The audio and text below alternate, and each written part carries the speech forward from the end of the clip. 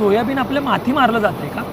तर ऐक, चीनमध्ये इसवी सन पूर्व 1100 मध्ये सोयाबीन हे जंगलामधून शेतामध्ये आलं. अजूनही चीनमध्ये सोयाबीनचं देशी बियाणंच वापरतात. तिथून भारतामध्ये ते 10व्या शतकात रुजू झालं. मग हे आपल्याकडे आलं कुठून?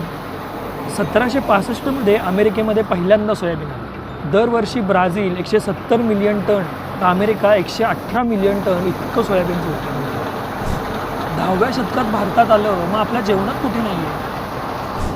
1965 मध्ये इंडियन ॲग्रिकल्चर काउन्सिलिंग आणि युनायटेड स्टेट एजन्सीने भारतात ब्रॅग नावाचे सोयाबीन आहे. 1970 पासून भारताने मोठ्या प्रमाणात सोयाबीन तेल वापरायला सुरुवात केली की भाग पडलं.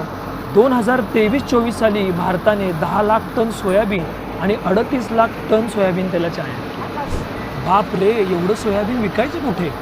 विगनच्या नावा